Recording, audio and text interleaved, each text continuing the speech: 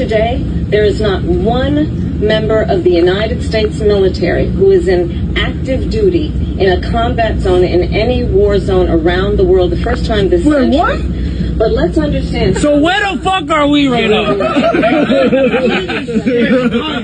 You know, I live in LA, so I decided to go downtown today and talk to people and find out what's really going on, what's their side of the story, to only get attacked and realize that they're all full of shit. Okay? Can't believe any of them. They're all full of shit. Guys, seeing is no longer believing. Is this a pile of bricks in LA sent there by George Soros? Or was it just some picture from some warehouse in Malaysia? This is going to be a tough pill to swallow, but both sides are fueling the chaos. Democrats, I think, are doing it for money, and Republicans want to create a mass surveillance state. Those interests are converging. Today, there was a resolution in Congress to, quote, express gratitude to ICE. And guess what? 75 Democrats voted for it. Not 2 days ago, Democratic Congressman Eric Swalwell was tweeting out messages like this, quote, Trump continues to detain/deport innocent American citizens, even a child battling cancer. Until this stops, stay loud. And guess what? Today, he voted for that resolution praising ICE. It's all just theater. Quote, information warfare is always a symptom of conflict, stoked by those in power to fuel their own illiberal goals. It confuses audiences, scares people who might otherwise have empathy for the cause, and divides us when we need solidarity most. It's classic divide and conquer. Don't let them do it. You know, I live in LA. Welcome, my friends. My name is Antoine Phoenix, and this is my RP experience. Peace and love to all my brothers and sisters out there. Thank you for hitting the like button, subscribing, sharing, and turn on all notifications so you know when I have a whole new video up. Tonight's video is about two Americas right here. And why can't we all just get along? Well, to break it down simply, you have the conservatives, and then you have the liberals, which, of course, the Republicans and the Democrats. Now, I know when I was younger, I was raised under the Democrat umbrella. As I got older, I started leaning more toward the Republican, or more of the conservative. I think some of my views have changed, or some of the things that I saw in the world, I looked at it differently on how things were going on. However, at my core anyway, I see that both parties are flawed. And this is why, in a way, I believe maybe we need a third option, which is a blending of the two that takes the best of each one.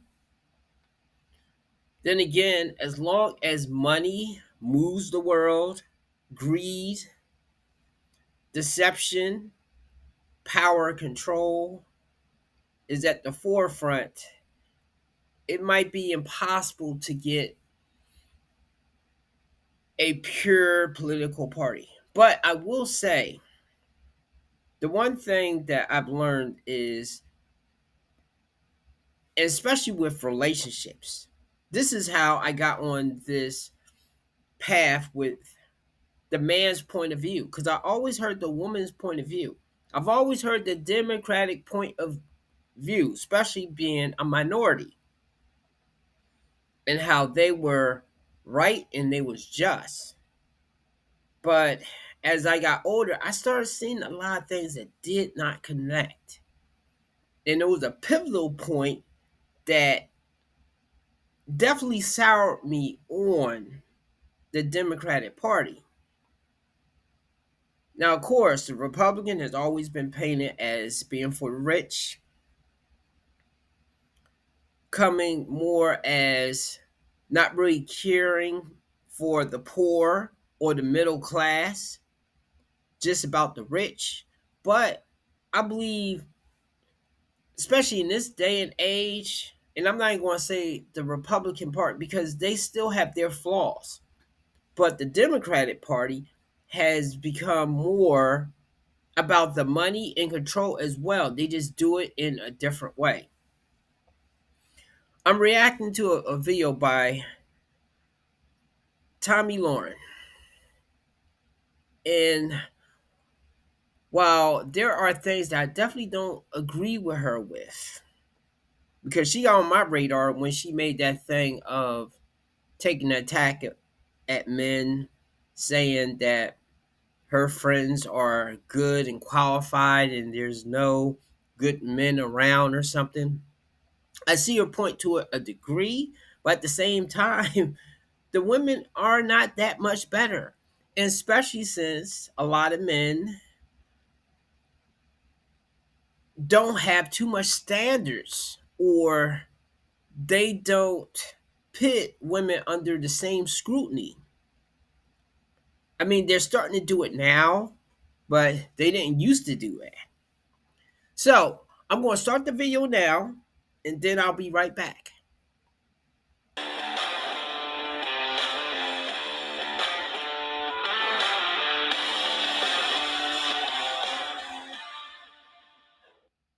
So, y'all, I was so taken aback at the stark, and I mean stark, contrast between the two big attractions this past weekend.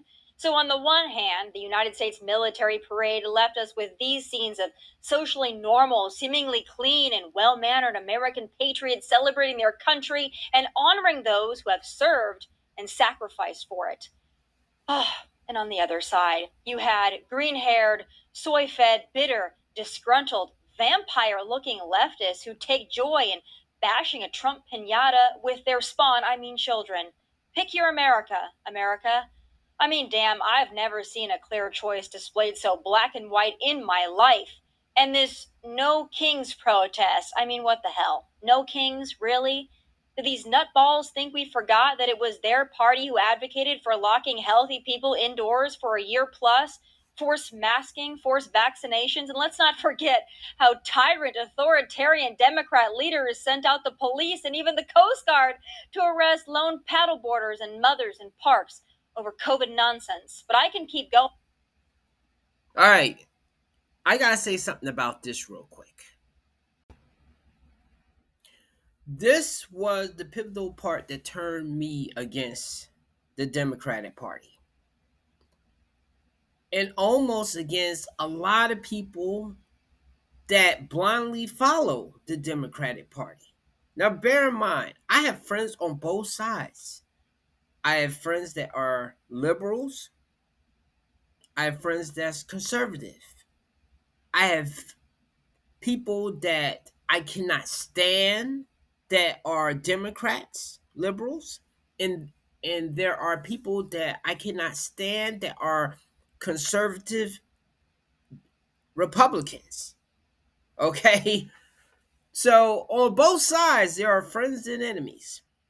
I say this because when that beer bug thing happened, and I'm not sure if what I'm saying will get flagged, or because I have to still have to mind my words a bit when I'm talking about that particular thing. I know that people was really getting sick. I know some people have passed away. If you have family that passed away, my condolences to you. I only knew one person that was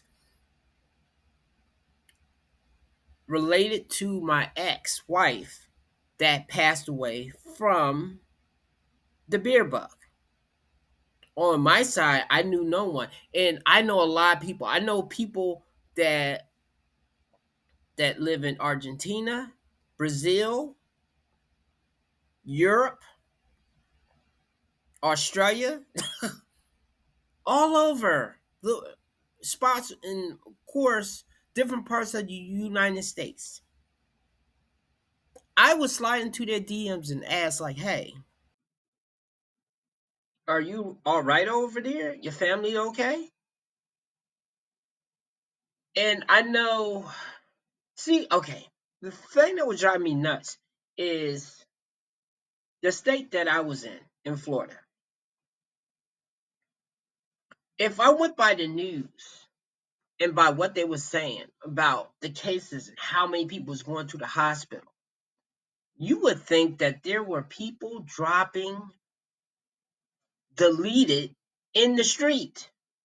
And the thing is, I would feed some homeless people, or there were some people that I would come across that was in dire straits, and they were still alive. They did not pass away. I worked in a field that I saw a big influx of people that were on vacation or traveling. Now, of course, those stopped around that time, but even when they called off the dogs and we was able to go back to work, I did not see people getting carted off. Judging my words, I did not see what they were saying on the news in real time. So then I rejected. I'm like, hey, this is kind of like a weather forecast saying it's going to rain and it's sunny outside. Yes, it's raining somewhere, but it's not raining here. And if I went by the news and the media, it would make you think the sky is falling and everybody is croaking. And that was not the case. And because of that, I'm very hesitant to believe what I'm seeing on the news, especially if I'm not there, because I always believe they are telling one side of the story. They're not telling the whole side of the story. Is okay, it's similar like when I got into this space, talk about relationships. You hear a woman saying, the man abused me. He was controlling. He was doing this and that. Maybe he was. But what was she doing? Oh, she was gaslighting. She was instigating. She was hitting him. Yes, he shouldn't have hit her, but she was egging it on and she was doing things. I'm just using that as example of this is what I begin to view the media and the Democrats as telling one side of the story, coming off as nice, and meanwhile, you got a knife right behind you, and I can't see it coming. At least with one party, I can see, like, okay, that person's an asshole. And by that, I mean, with the T-Man, the man that's president now, yes, he has said things that I can't support and defend because he said it, okay? Such as grab the punani. He said that. I always say that with him, you don't need to be on Twitter and you don't need to just be saying anything, okay? Because it's going to go viral. The only thing that I will say with the liberals or the Democrats is when your side does the same thing or they are behaving toxic as well, you don't cover that. I don't see that blasted on the news of what a person that you like is doing. So it's kind of like, wow, like that movie when Jack Nicholson says is called Departed. In a situation like this, trust no one. Okay, because everybody's lying, and somewhere in there is the truth. But at least I'll say with the T-Man, he did say that he was going to release the assassination of Martin Luther King and also Kennedy. No other regime or president ever did that before. So he did do that. Look, I know he handles things wrong at times, and he's the way that he expresses himself or says things at times isn't the nicest way. But I will say he does seem to back up what he says, and that's how sometimes I can respect a person even if they're an asshole, man or woman. if they at least stand by what they say. I may not like them. I may not follow them into the burning house, but at least I say, like, okay, at least he owned up to what he said. Instead of what some people will, on the other side, will say something. I'm talking about the liberals. They'll be burning down businesses and throwing rocks and behaving in a way that's counterproductive, and yet they will still defend their behavior. And the sad thing is I believe the media is using them as foot soldiers to push a narrative. Not saying that the other side's not wrong. I will never forgive them, the Democratic Party, for that pandemic. It was almost to the point that in order for me to keep my job, I would have to get that shot, and I did not want to get it because I felt fine. I caught it twice and I survived. Okay. I wasn't just running to get a needle where I was hearing that if something goes wrong, you can't sue them, or we're not held liable to it. Like, what was up with that? Anyway, let's get off of that, because fortunately that is in the past. But I remember everything. So I'll add, I don't think there's any greater threat to democracy than allowing millions of foreign nationals to invade a sovereign nation, or, perhaps shadow bureaucratic creatures taking advantage of a feeble and cognitively deficient president for at least the last 2 years of his administration, and very possibly assuming the role of the chief executive and commander-in-chief while he was, out to lunch. So please, save it and shove it with your no kings. You wasted poster board, markers, and your time. Last thing, yesterday was Father's Day. So thank you to all the fathers that are serving our country in the United States military, as well as in law enforcement, ICE, DHS, etc. A special note of gratitude to those who spent their Father's Day weekend corralling and holding back psychotic green-haired leftists who hate themselves and hate America. I'm sorry you had to put up with that, and I'm sure it also smelled awful. Joining me now is author and columnist at the Free Press. She is amazing, Batia Ungar-Sargon. Batia, I'm so happy to have you. I have been loving your coverage of everything, but you've really been sticking it to the left, pointing out their blatant hypocrisy. I got to get your initial hot take on the No Kings protest.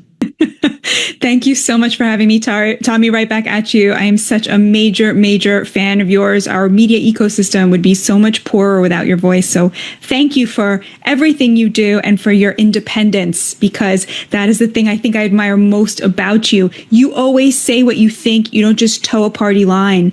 And I think that this actually relates to the No Kings point that you were making. It's not just the blatant hypocrisy. It's that once again, as is always the case with the Democrats, every accusation is a confession. They accuse the other side of oligarchy. They are the party of the rich. They accuse Donald Trump of being a king. They are the party that effectively, as you pointed out, held up, propped up a president who could not lead, and then simply axed him without a primary the minute they thought he was a threat to their power. What they cannot stand about Donald Trump is not that he's a king. It's that he is the opposite. He is a near perfect reflection of the will of the American electorate, the American working class, who was abandoned by both parties, abused, disinherited, forgotten, used for the purposes of bolstering the fortunes of the elites for generations by the elites in the political parties of both sides. These people finally found themselves a champion who's not in it for himself, but who, as you pointed out, believes in service, and whose entire political agenda and identity was forged by looking for where is the majority of Americans who have been silenced. Because on every single issue, Tommy, whether it's foreign policy or immigration or economic policy, you will find Donald Trump in the consensus position where 60% of Americans are at, who have been abandoned by the elites of both sides. And I think that is the thing they really cannot stand. For so long, the elites, especially on the left, thought that they had the right to dictate policy in this country, and the American people be damned. And what happened now is we see the will of the people being reflected in the policy on immigration, on economics, and on foreign policy. And they cannot stand that once again, the great American middle class and working class is on the rise and is seeing the futures of their children on the ascendancy. Yeah, you're exactly right. Now, the left likes to always tout the numbers that they can get out to these protests. So today, the story is, we got, millions of people across the country to come out for the No Kings protest. But to me, I'm thinking, I know myself, right? There's a lot of things I'm very passionate about. There's not a lot of things that are going to get me out on the street with a sign on a Saturday. There's just not. And it's not that I'm not passionate about those things. I just don't really know what difference it really makes. Now, listen, if you want me to protest in the name of abused senior dogs, I'll probably be out there because I feel like I could do something for the abused senior dogs. But I'm not going to go in the street when Joe Biden was president. I wasn't going to go in the street and say, close the border, because it's what is that going to do? So they like to tout the numbers that they got out at these No Kings protests around the country. But I can't really put my finger on what they exactly changed. And it feels like a lot of the people that they got to show up, whether they're paid or not, I don't know. But the ones that came out, it feels like they're boomers who are reliving their anti-war, anti-Vietnam days. And this woman might be a perfect example of that. She is scared to death of what, I am not sure. But let's take a listen. No, I'm 74 years old. I worry about everything, and I just am so scared and upset, and I don't understand why people did and voted for this person.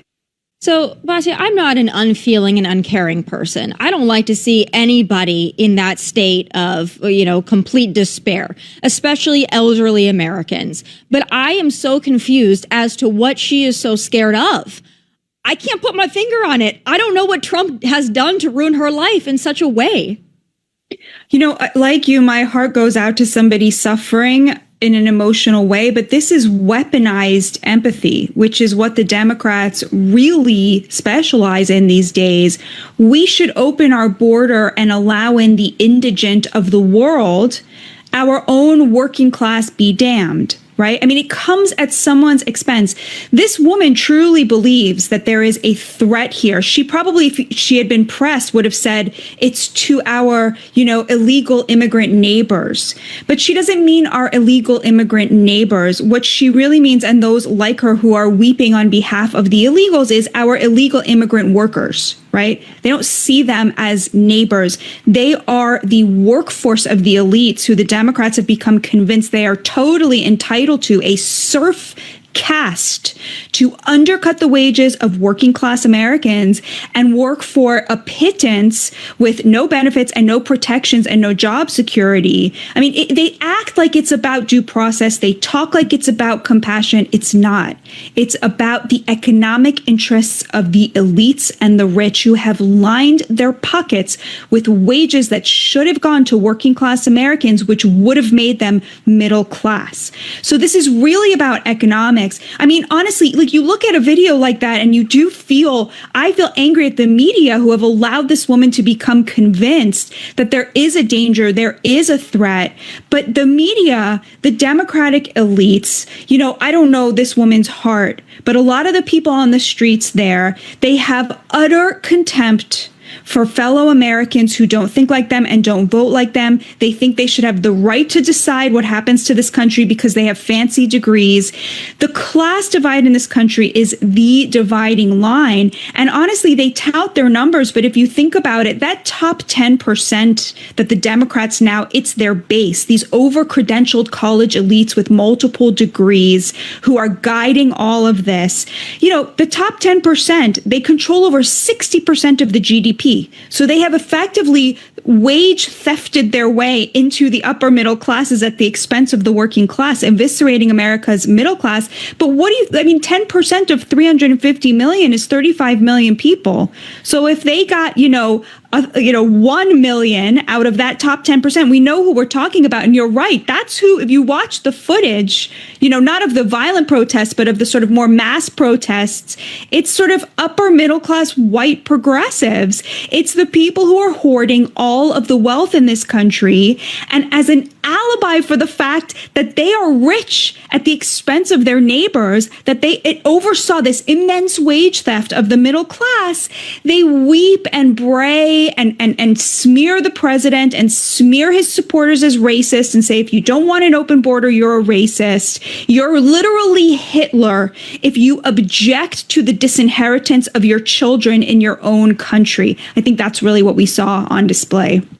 Yeah, there's a couple of ways that upper class white people can feel oppressed, that they can cosplay oppression. I want to talk to you about this, though, because you mentioned being objective.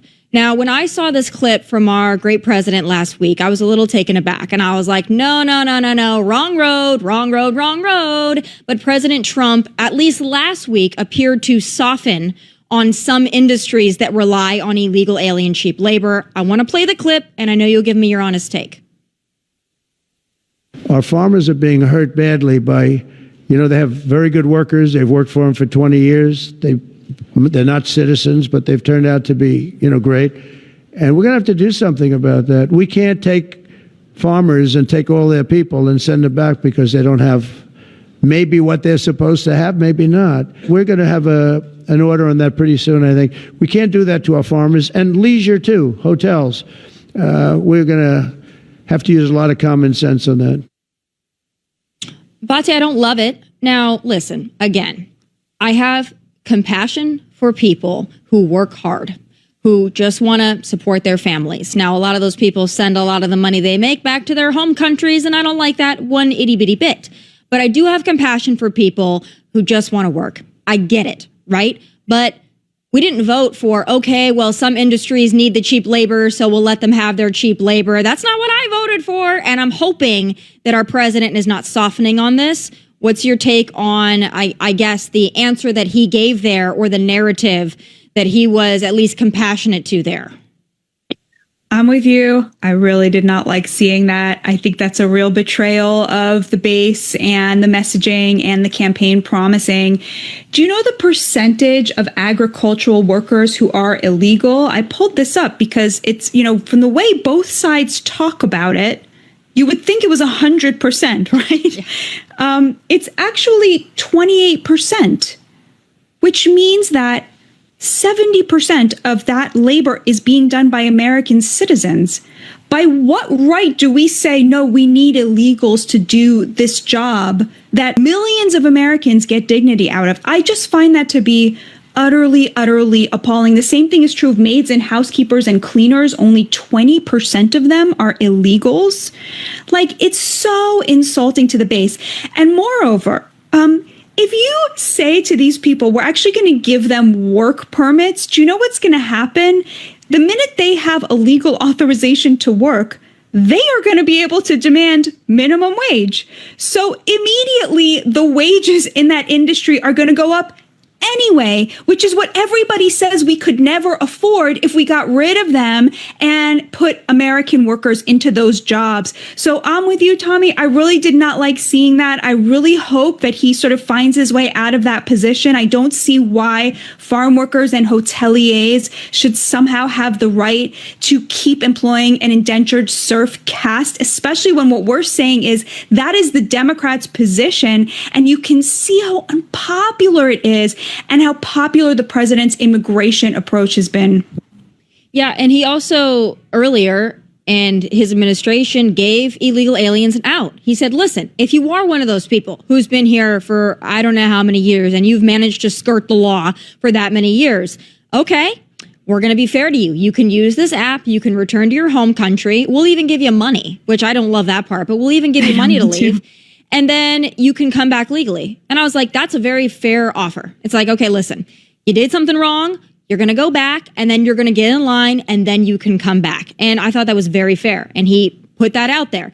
Those who chose not to take it and are like, no, we're just going to wait and see if the law finds us. Again, you still broke the law to get into this country. And you are not only, I get it, you're working for a cheaper salary, right? But you're undercutting American workers. And I'm going to talk about this in my final thoughts, but you do such a good job at this. And it really bothers me when I hear over and over again from both sides, Americans won't do these jobs. Americans won't do these jobs. Batia, I come from an agriculture state. I come from a family of ranchers. I don't know one rancher in South Dakota. There might be some, but I don't know one rancher or farmer in South Dakota who relies on illegal aliens to do the job. I know a whole lot of South Dakota ranchers who do the job, who are, legacy ranchers and farmers that do it. And it's hard work. And they do it. But they do it because they're either making their own money, they're enriching themselves, and it's not exactly an enriching business, but they're doing it for their livelihood. Or, they're working on someone else's ranch and they're making a good wage for it. So when you hear both sides saying Americans won't do the job, what do you say? When somebody says to you, these are jobs Americans won't do, you have one job, and it's to say, for those wages. Yeah. That's it. That's your job. Like every time someone says it, it's, yes, they won't do them for those wages. And we know that wages have not kept up with productivity. We know that American workers are being stiffed by their bosses, by massive corporations who think that somehow it's okay to make billions of dollars in profit and not share that with the workforce. Like, why are we accepting that that is the case? Things have been made artificially cheap by all of these terrible, terrible trade deals with China.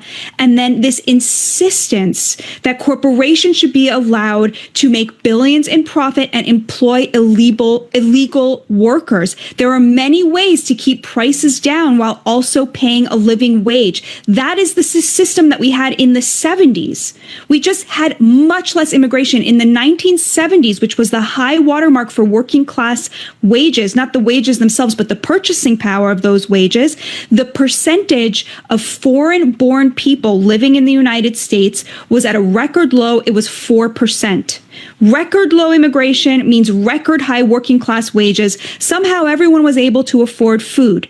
Because when you pay working class people more, they can afford to pay a little more for higher quality products that are made by them, working class people. This was the whole idea behind Fordism and Ford, that workers are consumers. But what we have today is an illegal serf caste doing very cheap, unprotected labor. We have a top 10% that is the only consumer that exists from the point of view of people selling things because no one else has any money. And then we have a struggling working class and a shrinking middle class. This is so totally unacceptable. And it's not the case that there are, as Elon Musk and Vivek Ramaswamy put it, that American workers are too retarded or lazy to compete. That is nonsense that benefits the elites who are very happy with the status quo. But everything you just said there, I thought that was the liberal worldview. Because for decades, and I know that you don't come from a conservative background, so it makes sense, right? But I don't know where along the way, and I know that they're manipulated by the media and the Democrat narrative. I totally get that, and I think that's the answer. But where along the way did folks maybe like you with a more liberal background? Well, she's going to elaborate on that. If you want to see more of that video, I was going to add that, but then this video probably would end up being an hour long. And there were some points I was going to jump in, but I'm just going to say now. So this is the thing that I just ask, no matter what political party that you support, whether it's the Democrats or the Republicans, think for yourself, do your own research, get more information, because some of the things that she was saying, I wasn't even aware of. And the thing that supposedly Trump is considering giving grace to, obviously, people that was here working on farms or certain industries for a long period of time, not just deporting them in the middle of the night. Now, of course, though, he should have thought this completely through, that you was going to come across these certain instances that not everybody fits what you think is the ideal candidate that's in a gang or part of the cartel, or just wasted space and just shoving them back over there to their country. I think also probably when he was going gung-ho with this, he didn't have full information because he was rich before, so obviously he's living in a different stratosphere that he's not connected to all different types of people. At least he's maybe trying to make that kind of adjustment right there. But see, now that's the thing. Don't let the media hit a home run and take you around the bases. See some things for yourself. Okay? Because one thing that I've learned, even by reading comic books or seeing movies, that when the news is reporting a story, they're going to do what sells headlines, not exactly the truth. Now, if it is the truth and it's spicy, then fine. But if they can get something and amp it or paint it a certain kind of way, they'll do it. And unfortunately, it seems that people on the liberal side just eat it up.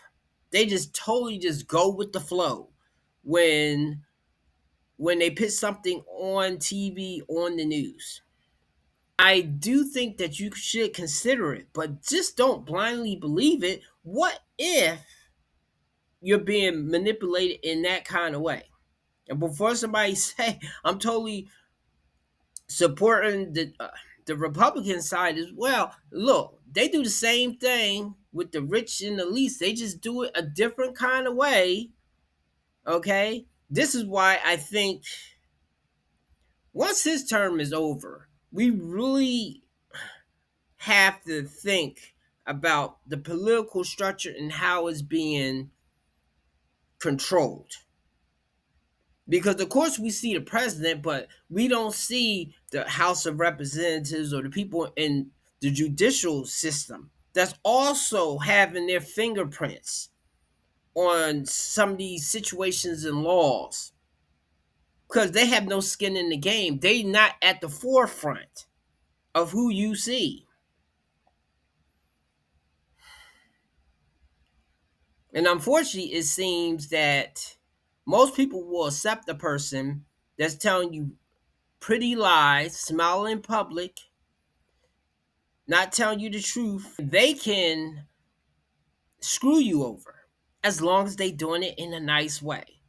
But a person that comes in gung-ho, telling you how it is, I'll use Michael Jordan as example, or even a coach that's coaching a team. I may not like how they talk to people, how they conduct themselves, but if they go out there and we win or we perform, then I'll bear with them. I'll bear with it to a certain degree. Instead of somebody telling me, oh, yeah, everything's going to be okay. And no, it's not okay because I'm getting traded. I'm getting benched. You're not telling me the exact truth of what's going on. So that's where my back is to the corner here. It's kind of like, well, would I rather deal with a person that's telling me the truth, even if I don't want to hear it, and they are at least performing the things that they say that they would do? Or do I want a person that's stroking my ego and selling me lies? I mean, that's the choice. that it feels like you have to do. And unfortunately, a lot of people on the liberal side do not look at it that way. So I might support somebody on one political party for something that they do, but I'll also say, hey, you are wrong on this. And I may look at what somebody's doing on the other political party and say, like, hey, I support this. Such as with that thing with abortion. I am with freedom of choice, okay? But I understand that people are pro-life. And I'm not going to go out there and try to beat them up or try to bully them into accepting my opinion. And the only reason I kind of go with freedom of choice is because, well, I can't carry a baby. And then also, I might be with somebody, well, with a woman that maybe it might not be a good idea for us to have a kid, and I might find that out too late. Of course, though, she can decide to have it, and I get screwed anyway. But I just like to have that option near, just in case. Now, of course, though, it should be a time limit of when you can do it, whereas the liberals sometimes go far left of saying, oh, the baby's about to pop out. No, I want to delete it now. I don't agree with that. So I don't know. It depends on the circumstances. I do think people should have freedom of choice. But at the same time, even though men are supporting women or other causes with this, we don't do that for ourselves. We don't say, like, hey, maybe the divorce laws is not good. Maybe we should change some of that. Somebody at the top is making money off of that right there. And that's why I'm not really down to get married again, especially in the USA, because not only do I not really trust the women to uphold their part of the bargain, two, is just lopsided of how they can just win if they get the right dude that has a decent amount of money, or a guy that will try to stand by what he says, whereas she doesn't have to do that. Now, of course, though, I'm getting off on something else, but that's it. Give me a like and subscribe. Well, I know a lot of people are not going to like this video. I don't hate either side of what you pick. Of course, though, don't be a bigot out there, because there are people that do support the T-Man that are kind of hateful, low-key, and could be racial or misogynist. Yes. Now, on the liberal side, you have the opposite with the misandry and the man bashing, or just coming online and saying anything about men. Which I know that's that side. That's that side with that bullshit. That's it. Give me a like and subscribe. And let's just be better people.